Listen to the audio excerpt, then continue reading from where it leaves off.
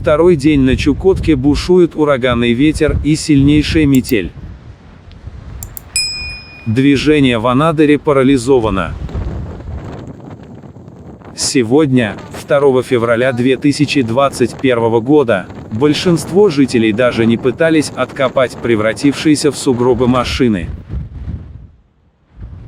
На многих предприятиях объявили актированный день, а те, кто все же вынужден был поехать на работу, ползли за грейдером. Выходить на улицу можно было только спрятав лицо за горнолыжными очками и шарфом.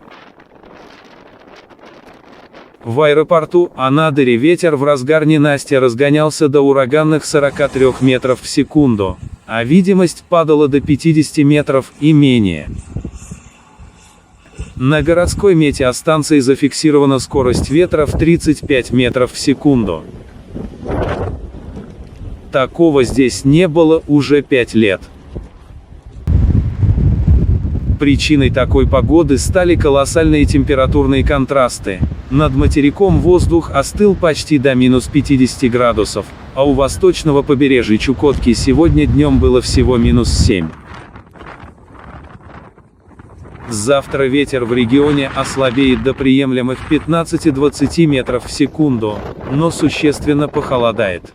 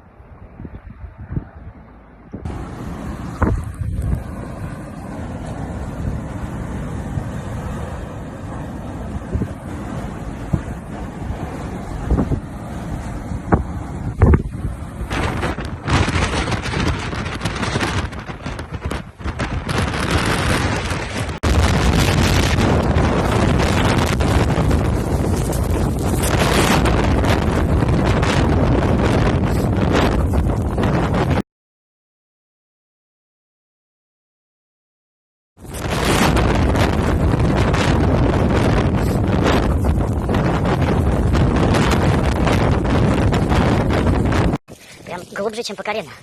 Ёлки-палки, смотрите. Видали? Вот так. Ого. Вот это да.